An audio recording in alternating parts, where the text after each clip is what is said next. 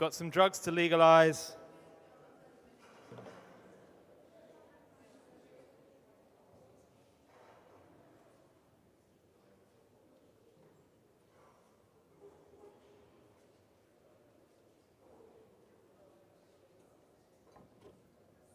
Come to the front, no sitting at the back. You must come to the front.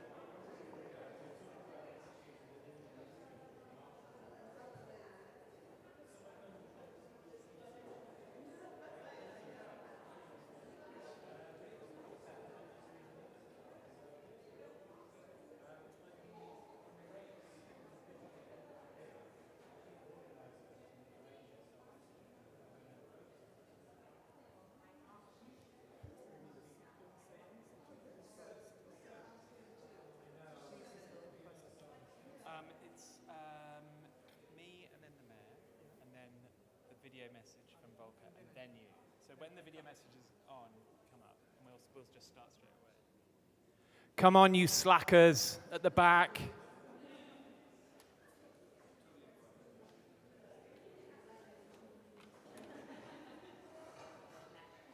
Slackers! Come on.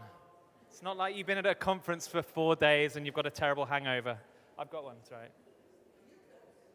I haven't got a hangover. I didn't go to the party because I'm very professional. No,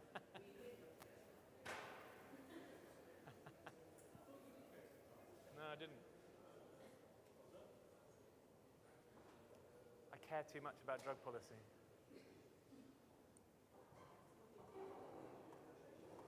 Yeah, get them to hurry up, Katrin. Give them some stimulants.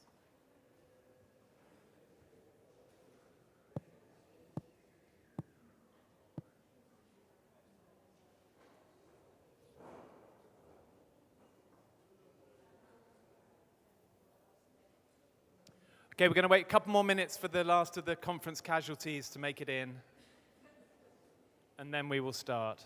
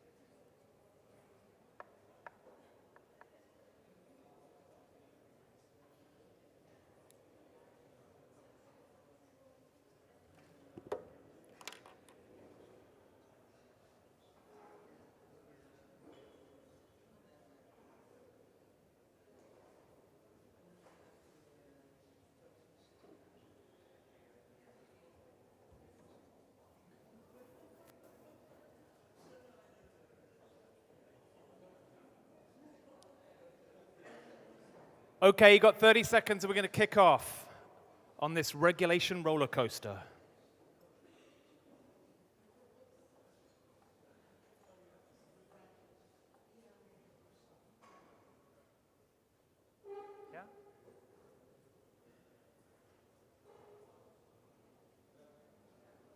Come on, sit down, you lot. Naughty, naughty children. Are they okay? Okay, now. 30 seconds. 30 seconds. 30 seconds to comply. That was RoboCop.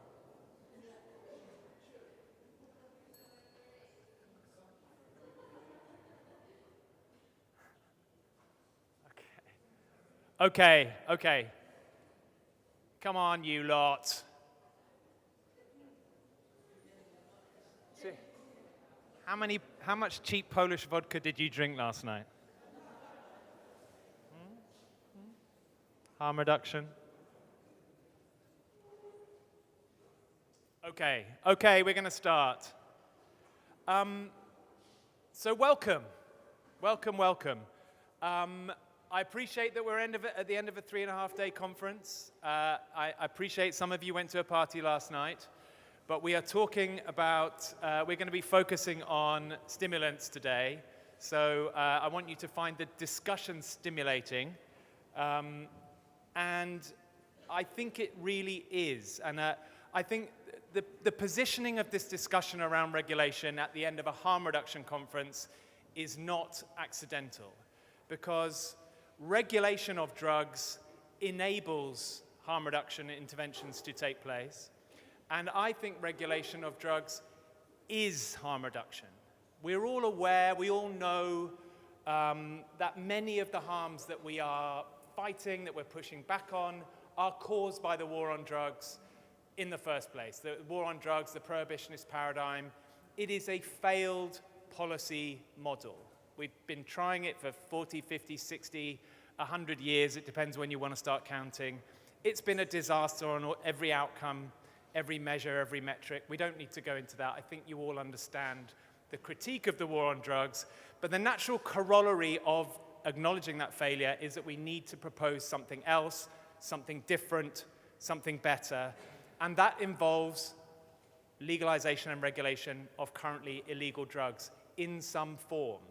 That obviously begs a series of questions. How do we regulate different drugs for different populations in different environments? It is a complex area. We're going to dig into it a bit this afternoon. Transform, my organization, sorry, I should introduce myself. I'm Steve Rolls from Transform.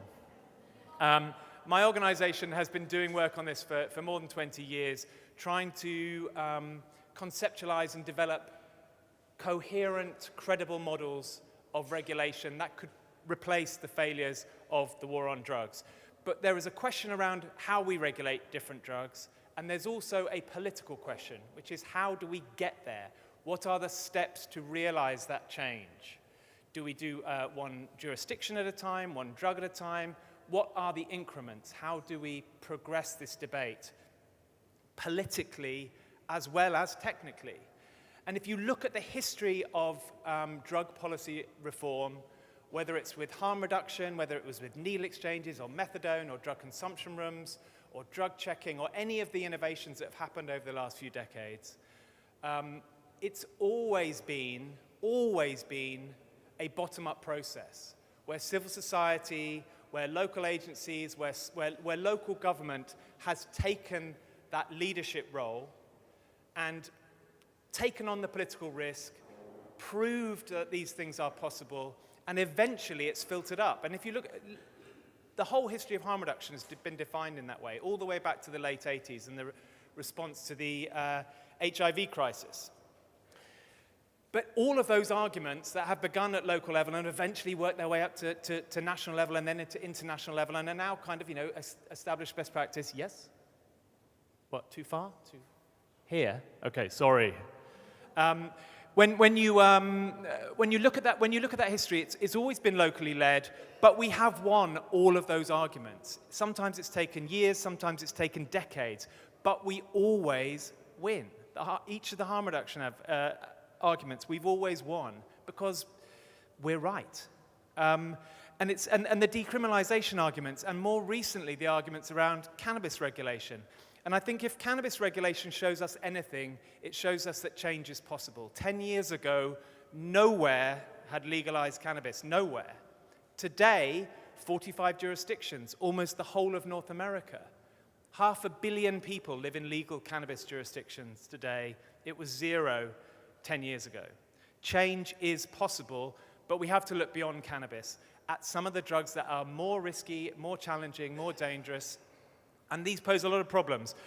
And cities are a key vehicle for this change. Cities are on the front line of the war on drugs. They are also where innovation takes place. And we're really privileged and pleased to have this event sponsored by, and in collaboration between Correlation, Transform, and various other NGOs, and the City of Amsterdam. I'm particularly pleased to have Femke Halsema, who is the Mayor of Amsterdam, who some of you will have seen this morning already, here to speak to us today. And Femke, I think over to you. Yeah, thanks very much.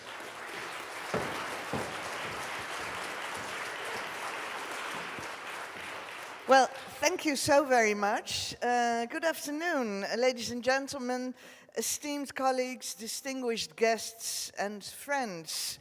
Welcome and thank you for joining us at Dealing with Drugs Part 2. And I especially would like to thank, and I don't know if he's here already, my much appreciated colleague from Brussels, Philippe Kloos. I don't know.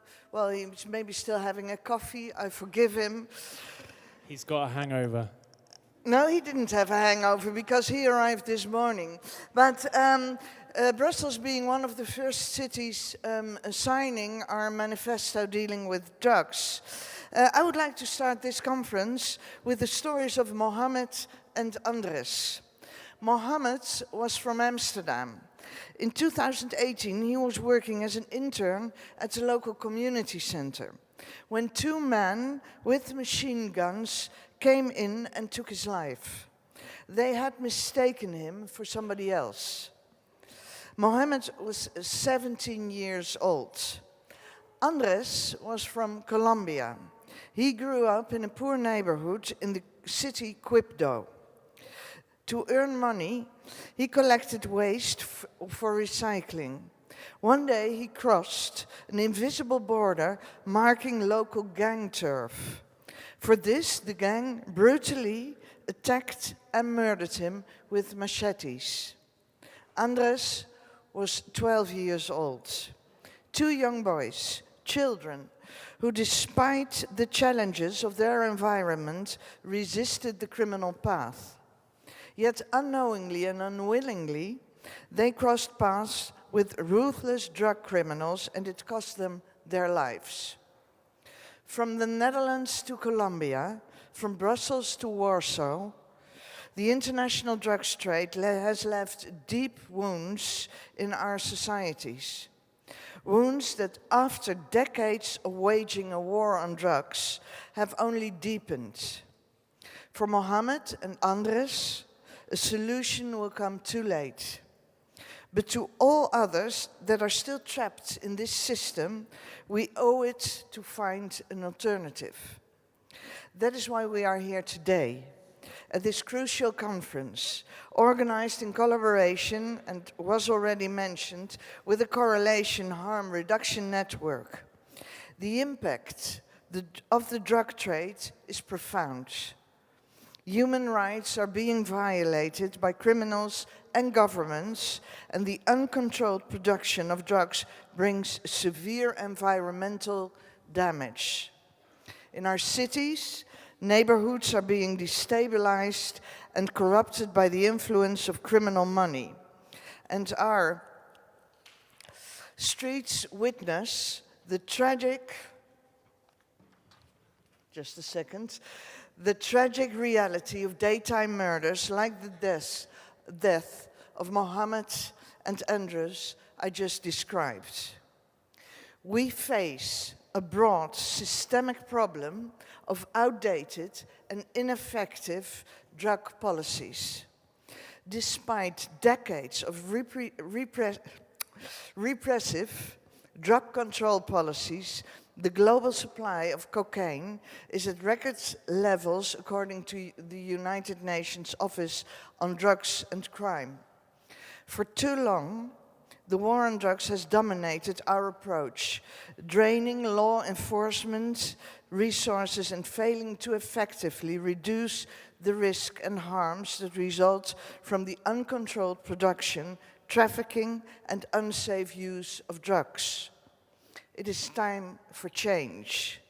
And that change starts with those, like you here, who are willing to approach the issue with an open mind and a caring heart, with us. This event, Dealing with Drugs Part 2, serves as a follow-up, as you probably already understood, of the Dealing with the Drugs conference I hosted in Amsterdam in January, nearly a year ago, where we did not debate the question if regulation is necessary, but focused on how it can be designed and implemented.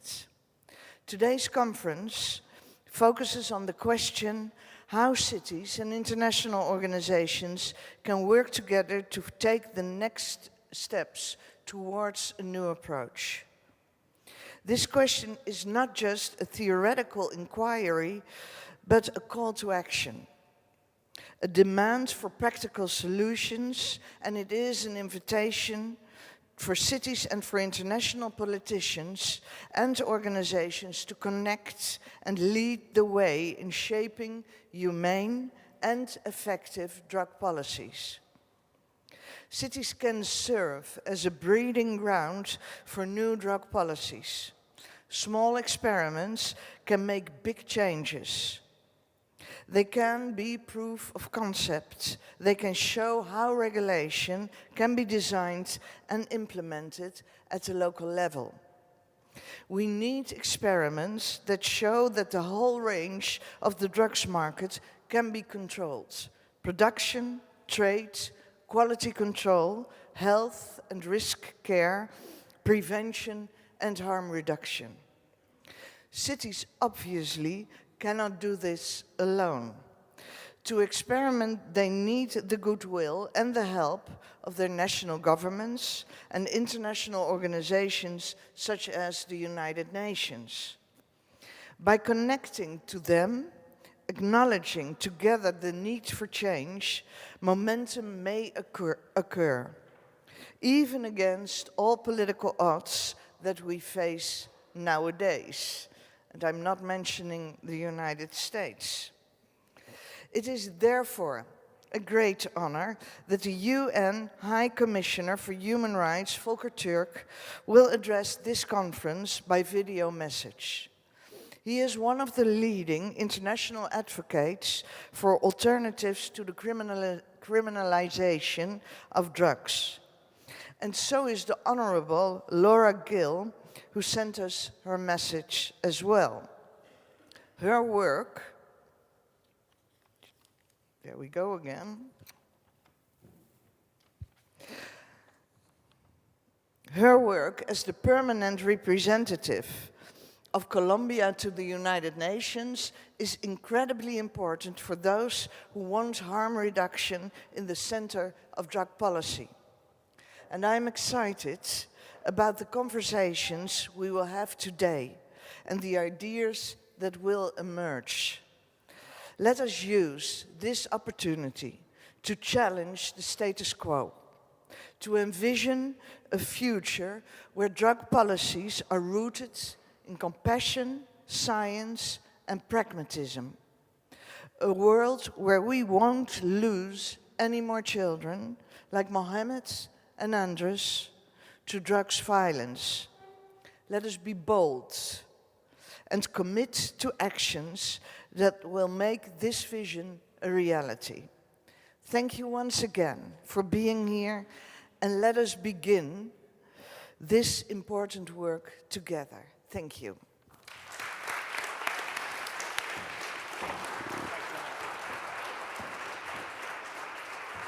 Amazing, amazing. God damn, imagine if we had some more politicians like Femke. That's amazing and inspiring. But Femke is not alone. There are an increasing number of politicians and policymakers who are showing leadership and are picking up this challenge and are taking it forward. And on that note, I'd like to roll the video of Volker Türk, who is the UN High Commissioner on Human Rights. He is the UN human rights boss, and he has something he wants to say to us. Roll Volker.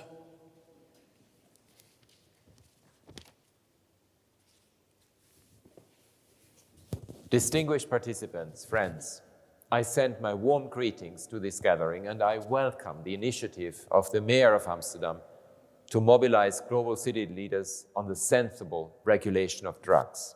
The so-called war on drugs has destroyed countless lives and damaged entire communities. We have record numbers of drug-related deaths, more people than ever with drug use disorders, and higher levels of the illegal production of many drugs.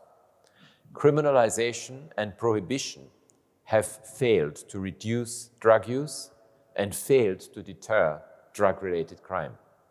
These policies are simply not working, and we are failing some of the most vulnerable groups in our societies.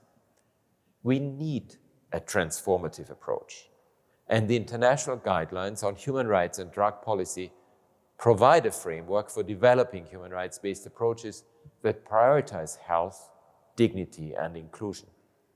Instead of punitive measures, we need gender-sensitive and evidence-based drug policies grounded in public health. Instead of scapegoating, we must ensure inclusive access to voluntary medical care and other social services. Harm reduction measures which prevent drug overdose-related fatalities are essential. Decriminalization is another crucial step towards a more humane and effective drug policy, accompanied by support for social reintegration. We need to start treating the person, not punishing the drug use disorder. At the same time, responsible regulation should aim to take control of illegal drug markets and eliminate profits from illegal trafficking, criminality, and violence. There's no one-size-fits-all approach to responsible regulation, but collaboration is crucial.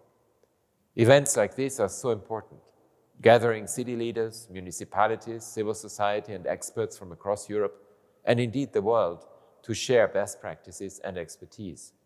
Most importantly, communities, youth, and people who use drugs must be included in this process. Historically, people who use drugs are marginalized, criminalized, discriminated against, and left behind, very often stripped of their dignity and their rights. We are destined to fail unless we ensure their genuine participation in formulating and implementing drug policy. Distinguished participants, the evidence is clear. The so-called war on drugs has failed completely and utterly. It is long past time for a new approach. Drug policies that prioritize health and human rights are more effective and more humane. Focusing on inclusion and education over incarceration means that drug consumption falls. Choosing social reintegration over stigmatization means that drug-related infections decrease. And prioritizing people over punishment means more lives are saved. You have my full support in advancing transformative drug policies that center on human rights, prioritize health, protect people, and contribute to more just and more equal societies. I wish you all the best for your discussions. All right, Volker. Come on, David. Volker frickin' Turk. Come on. Zaved. So we're very lucky to have Zaved Mahmoud with us, who is the advisor on human rights and drug policy at the UN Office for the High Commissioner of Human Rights. We have 5 minutes, so I've just got a couple of questions for you, Zaved.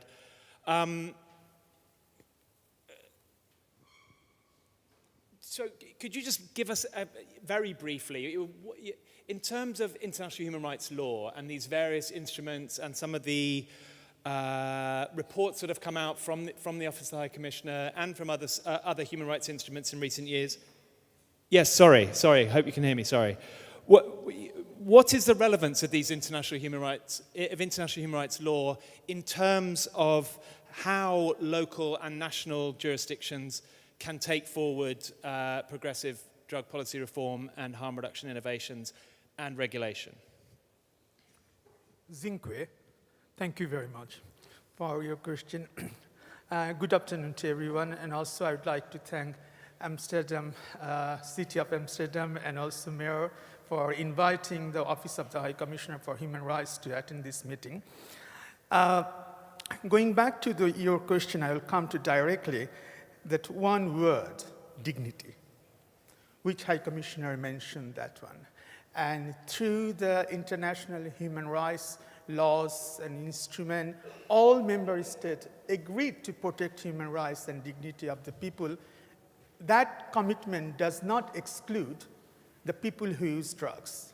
So obviously, we need to start from there, that their obligation under international instruments or laws and what they have agreed, they are bound by those. So this international human rights instrument, as well as the report, gives the tool for state, civil society, and stakeholders to implement those commitments at the ground, at the country level or for the people. Just how it could be done, I would like to first refer to the Amsterdam Manifesto. It included a strong human rights language on the basis of our report and international instrument. So obviously, it shows that how it could be incorporated that. Then let me give you another two examples very briefly. We are going to hear from Ambassador Laura Gil that Colombia last year adopted national policy which is based on human rights and their human rights obligation, as well as the international guidelines on human rights and drug policy, which has been launched in 2019, and many countries they are implementing there. And then I would like to mention another document, initiative by European Union, Council of Europe, Pompidou Group. They adopted the self-assessment tool for assessing the human rights of their own drug policy, also based on international human rights and international guidelines on human rights and drug policy. This is the tool. There you can see that international guidelines and human rights. Many countries now is taking up these guidelines, international framework, to assess their own guidelines or own drug policy and how to move away from the past approach, punitive approach, war on drugs. Already High Commissioner mentioned, I don't want to repeat those. So you can see that it is practical tool.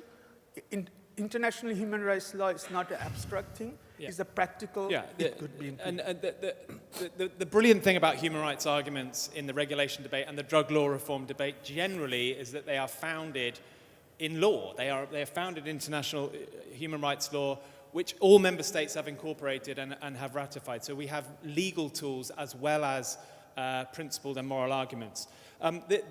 Some of you may have this on your chair. There's some more copies at the back. This is a summary of a report that was produced by the Office of the High Commissioner for Human Rights last September, I think, and it's a remarkable piece of work. I please encourage everyone to read it, to use it as an advocacy tool.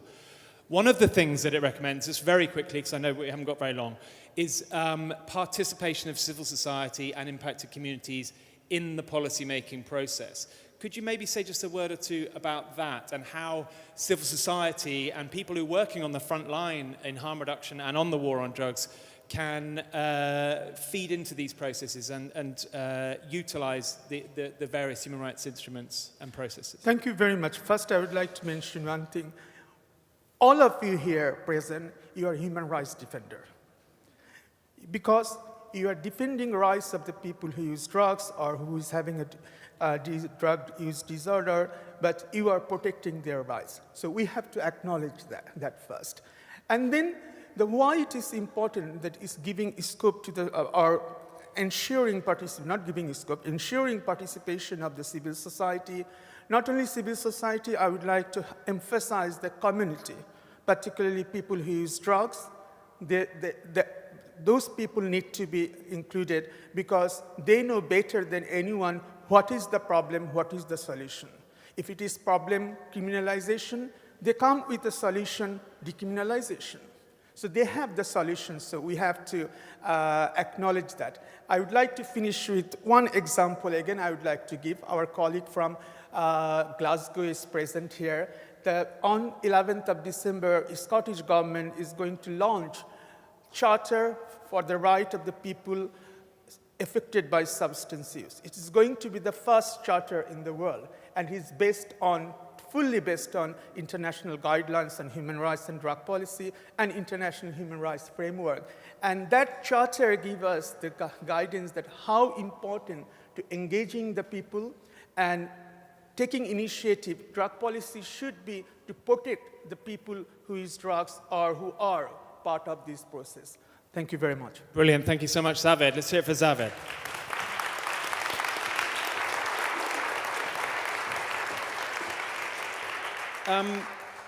It's not just cities, it's not just UN agencies. We also have entire member states that are now proactively pushing this debate forward, critiquing the war on drugs, and openly calling for regulation, not just of cannabis, but of all drugs.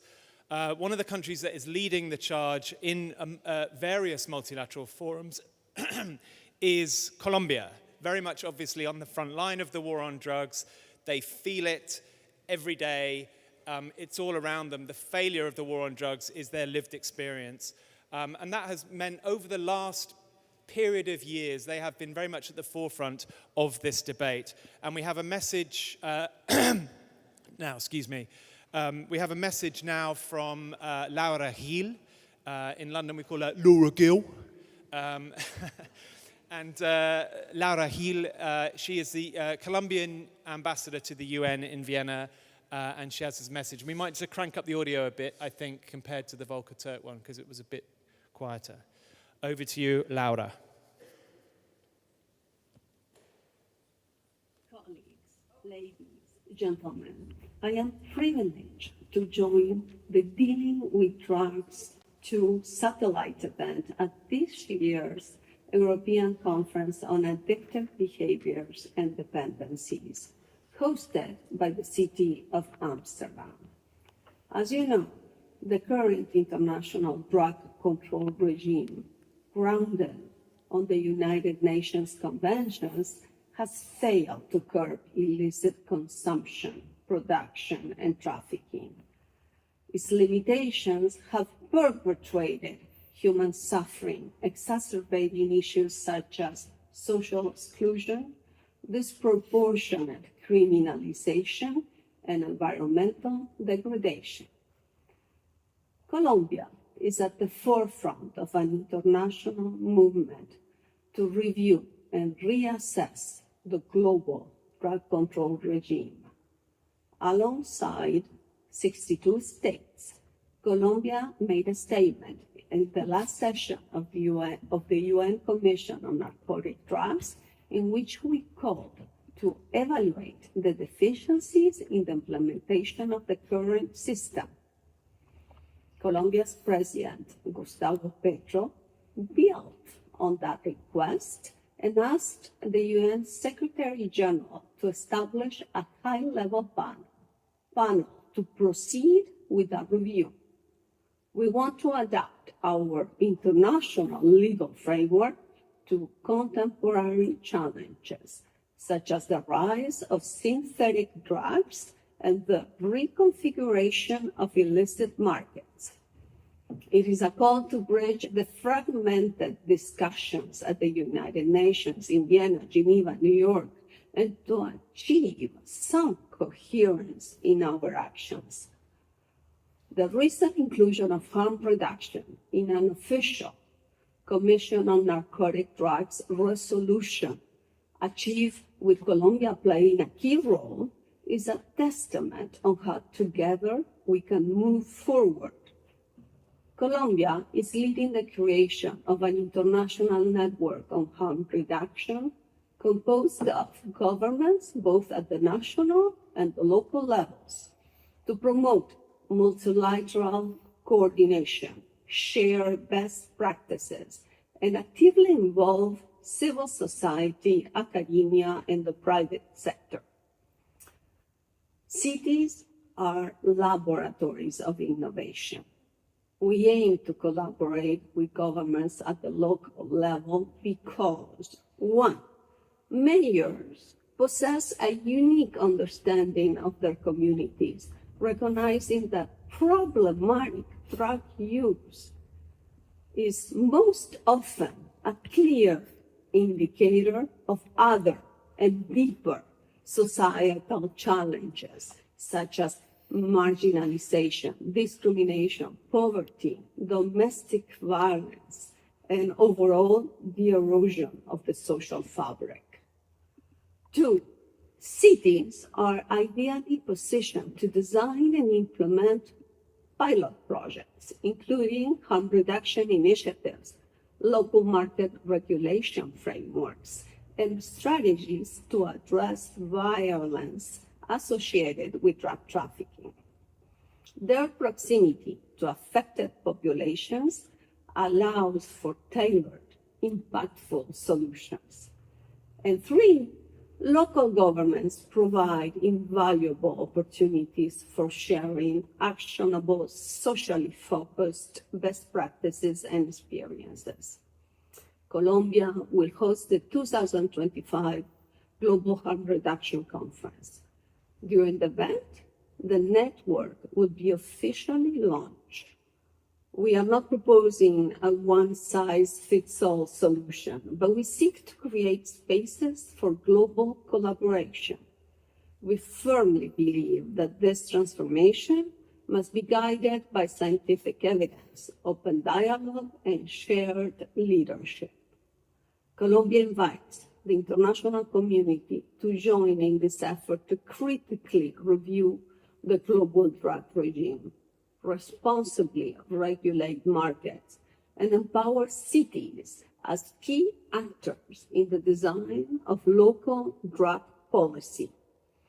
The time to act is now.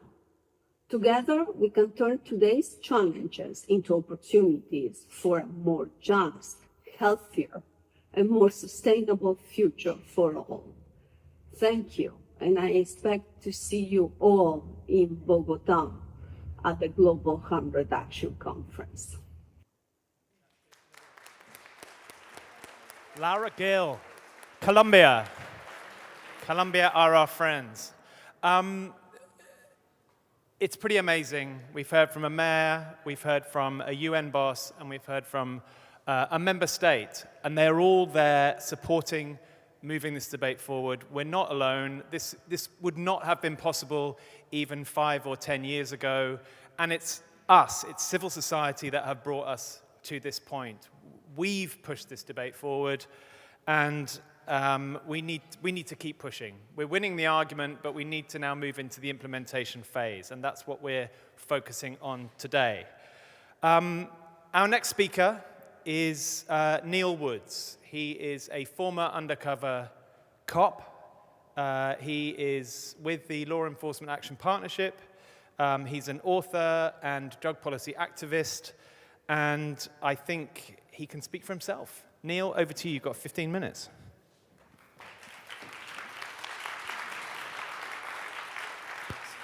Sorry, bear with me. Need the water ready.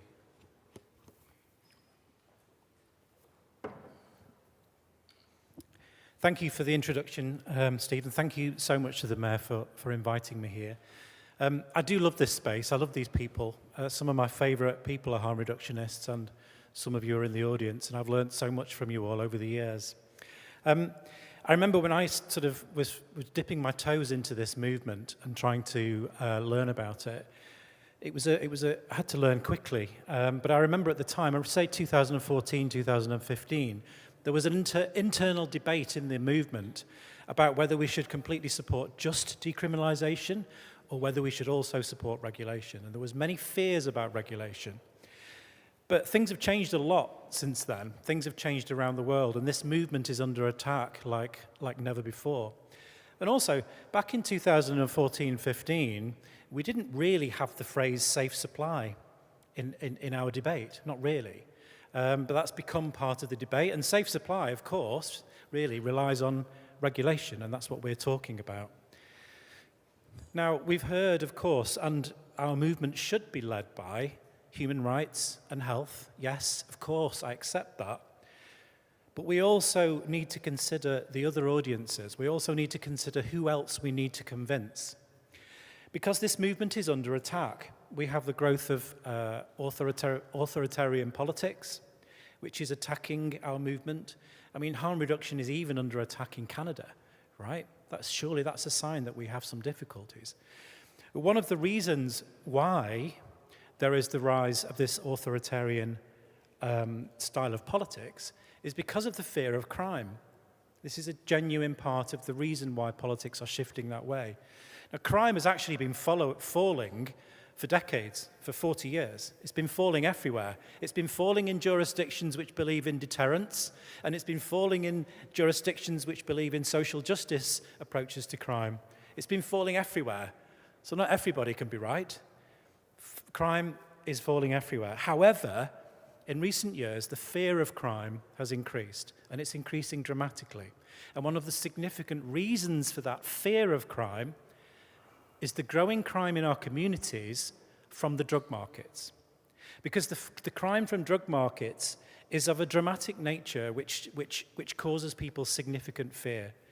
The idea of children dealing drugs, the violence, the use of firearms, and also the intimidation of communities, which comes from the growing power of organized crime.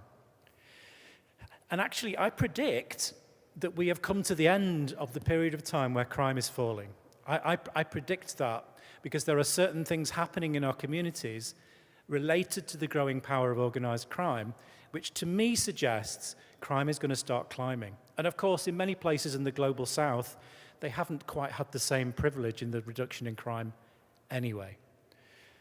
So with that in mind, we as a movement, as a broader drug law reform movement, as well as this space of harm reduction, we need to start advocating wholeheartedly for regulation. And we need to advocate not just for human rights, not just to protect the health of people, but because many of the audiences that we need to address actually don't care so much about those things, they care about crime. And actually, the best way to beat organized crime is legal regulation. Prohibition gave birth to organized crime. It is what makes it powerful. And the mechanisms of trying to police the drug markets through prohibition is actually what makes organized crime efficient. Drugs policing sharpens the sword of organized crime. I'll give you an example from my own experience, and forgive me if some of you have heard this one before, but when I used to work undercover, one of the later operations I did was to infiltrate an infamous gang in the UK called the Burger Bar Boys. Now, as I travel around the world, some people think that's a very British name for a gang. It doesn't sound very scary, does it? The Burger Bar Boys. But they were the most notorious gang in the UK at the time. A few months before I did this operation, they machine-gunned 2 young women as part of a battle with their rivals, the Johnson crew. They were infamous for murders, for open warfare in the streets. And so it was a pressure environment to go into. I used the tactics that I'd developed over many years, which meant finding vulnerable people who use drugs to manipulate. And in fact, I would look for the most vulnerable people to manipulate because vulnerable people are easier to manipulate. And if that sounds ruthless, well, of course it's ruthless. That is the nature of covert policing in the realm of prohibition. That is what we are tasking our police to do, to police vulnerable people and to use them to this end. So I went into the community of Northampton and I found my people to manipulate. I spent time with them. I went shoplifting, which was fantastic fun, I have to say. Genuinely. I knew I wasn't going to go to jail, so it was probably more fun for me than them. But, you know, I spent a lot of time developing a reputation so that I could stand the test of the introduction to this gang. And I'd spent many years infiltrating different gangs and spending time with organized crime, but this gang was particularly terrifying. Every single day, I felt in fear. Every single moment I spent in their time. One day, they essentially kidnapped me and stripped me at gunpoint to test me. They said, "You're 5-0, man. You're 5-0. You're heat," meaning Hawaii 5-0, street slang for police, etc. And the funniest things go through your mind, or go through my mind when I've got that adrenaline fueling my brain. When he was saying you're 5-0, I looked at him thinking, you're not old enough to have watched Hawaii 5-0. And when one of them lifted his T-shirt to show me the gun, to make it clear I was going to do what I was told, I looked at this gun in the top of his tracksuit bottoms and I thought, how on earth is that tracksuit bottoms holding that gun up? So the strange things went through my mind, but after 7 months of thinking I was going to die on multiple occasions, 7 months, I remember looking we had a safe location, secret location where the operation was being run from, and I remember looking at these whiteboards. And if you've ever seen a police drama where the police construct a case and you have all the photographs and the lines going between it, it's exactly like that. I mean, it is exactly like that. And I looked at all the names and all of the evidence that we'd got, and we'd got evidence against 96 different people. The 6 main gangsters and all of their support people that they were exploiting to do the work, the runners, sex workers working for them. I had evidence against all of these people. And I remember looking at this board thinking, wow, this is going to sweep the town clean. This is going to be so dramatic. It's going to have such an impact. This is the biggest job I've done. There were police brought in from all of the surrounding counties, hundreds and hundreds of police involved. It was an enormous operation. The resources, extraordinary. And I remember speaking to the intelligence cell officer after the dust had settled, everyone was arrested, all of the searches were done. And he says, yep, we managed to interrupt the drug supply for a full 2 hours. 7 months of work, being quite convinced I was going to die on multiple occasions, all of those resources, all of that work, all of that energy, for the sake of interrupting the drug supply for 2 hours. Now that futility hit me, but futility would be bad enough, but it goes much deeper than that, because this is a pattern that's repeated everywhere, all over the world. Now I travel the world, I speak to police all over the world, and they have the same stories wherever you are in the world. It doesn't have any impact. But it's worse than that, because there's a lot of energy going into this from the police, a lot of energy. Now, if you consider that whatever the police activity is, whether it's a search warrant, a drug seizure, an arrest of an individual, a kingpin, arrest of a gang, it doesn't reduce the size of the market. And I think it's important to see it in those economic terms. The size of the market is not reduced. But every activity has a response, right? Creates a response. So all of that energy going from the police, it must do something. What does it do? It changes the shape of that market. And what that means is that if you've created a gap in the market, you might have upset one gang by arresting them, but you've made another gang very happy because you've created an opportunity. And actually, there are many elements of organized crime which use the police system, the police informant system, in order to get rid of rivals. Because quite often it's easier than shooting them. And the police are inadvertently, sometimes, the tools of the police in order to achieve that. But what it means is the market is constantly changing shape. And it's not an improving shape. Because a Darwinian situation is created where the people who are willing to be the most ruthless are the ones who succeed. They are the ones who win that battle for the gap in the market. So over time, the activity of policing these markets is constantly making our communities more violent. This increased violence from the drug market is increasing the fear of crime, which is in contradiction to the fact that crime is falling for now. But there are other impacts as well, because by constantly disrupting the market, we are making organised crime adapt. And there's an interesting phrase that senior police will often use. They certainly use it a lot in the UK. They use it in different European countries. They say that we have a duty to disrupt the drug markets. We have a duty to disrupt the activities of organised crime. Well, if you go to a business lecture in a university on economics and business, you will have a business academic who will say that the secret to market growth is to disrupt a market. So police leaders are unironically stating that they are disrupting a market, a never-shrinking market, bear in mind. Therefore, they are creating market growth. They are creating market opportunity, market innovation, to use more business language. Only regulation is the antidote to this. Only regulation. Only by taking control back. But there are also some sinister things that are coming out of the constant adaptation of organised crime. And one of those is the exploitation of children. Now, the UK is the leading place in Europe for the exploitation of children. Go UK. We have 50,000 children being exploited in the heroin and crack cocaine markets. This is now also starting to happen in Sweden. It's also now starting to happen in the south of France.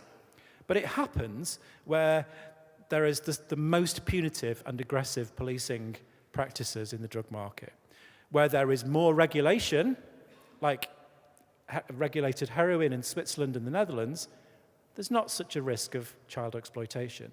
So there is a real-time piece of evidence that regulation protects our young better than prohibition. We need to look what works, and we need to expand on it. Most importantly, or the drug I think is the most important to regulate, is cocaine. Because of the return on investment that's created through the cocaine market, the profits are the most significant in the way that it's trafficked. Another significant adaptation of organised crime is corruption. And we need to talk about corruption very carefully. Because where police also change the shape of organised crime is we are creating monopolies. Because if you get rid of one gang, another gang can expand to take up that opportunity. And that is what's happening. That is what has been happening for the last few decades. We now have a situation where transnational organised crime is monopolised, or they have cooperated to become more efficient. And because they are monopolising, it means that they have a control of a greater amount of disposable income. And when organised crime increase their disposable income, they always invest it in corruption. Always. Our systems are being corrupted. And the mechanism which has enabled organised crime to be more effective at corrupting our systems is the policing of the drug markets. By trying harder, we're speeding up the process of corruption. So when you hear a politician saying, oh, we just need to get tougher, we need more police, we need more warrants, we need to arrest more people, the end result is more violence and more corruption. Direct sequence of events. And of course, what that means for the climate crisis is that the most important thing for the climate crisis is good governance. Because if you're signing a treaty to stop deforestation, that signature means nothing if you don't control your own systems, if you don't control your own backyard. And organised crime have corrupted those systems. We now have narco-states in some of the most ecologically sensitive parts of the world. If you want to know more about that work, please speak to Clemmy here, give a wave, Clemmy, and myself. So if you want to know more about that, please speak to us. But that is just one facet of how corruption is a threat, and it's a growing threat. We are seeing the destruction of the state of Ecuador on an almost daily basis at the moment. It will join other narco-states like Honduras, Guinea-Bissau, Guinea, Senegal, various places that organised crime genuinely control. It's growing, and it's transnational.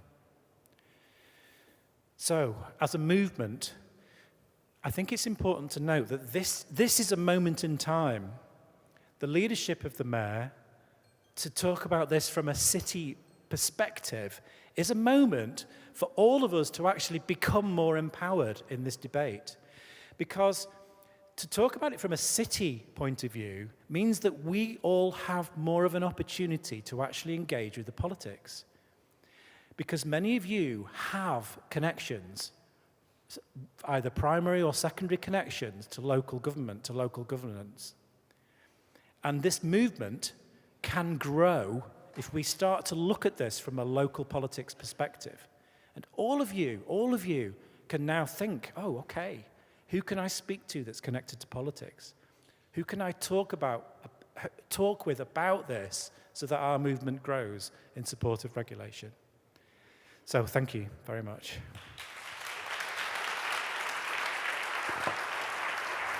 Thank you, Neil.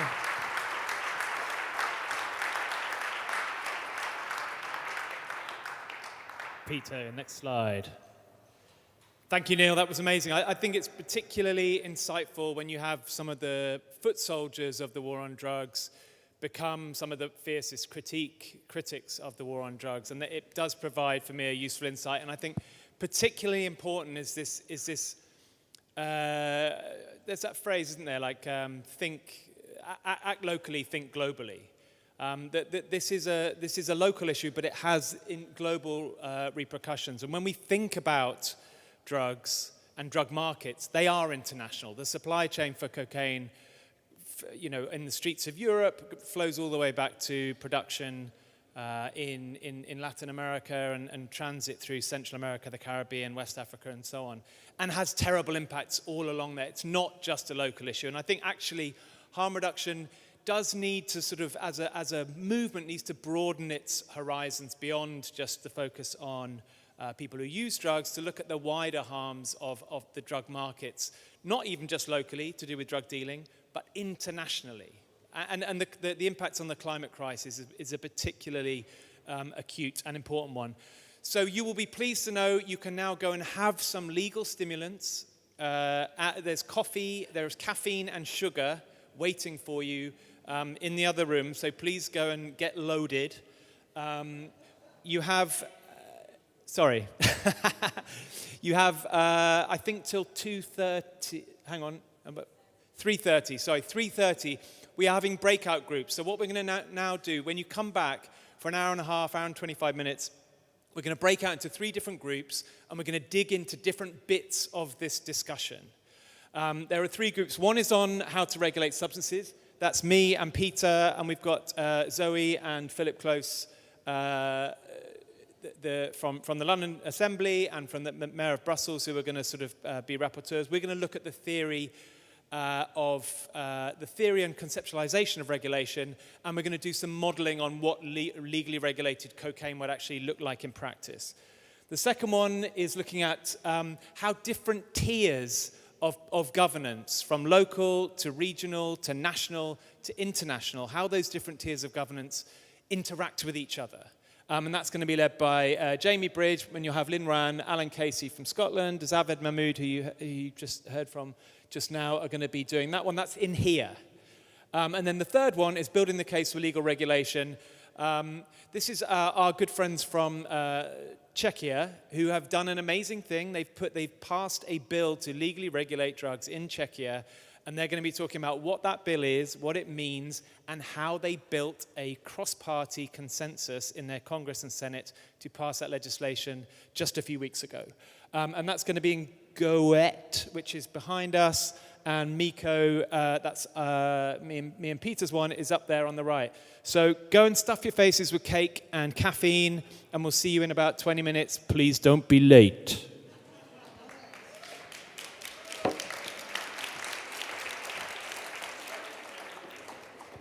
Oh, and there's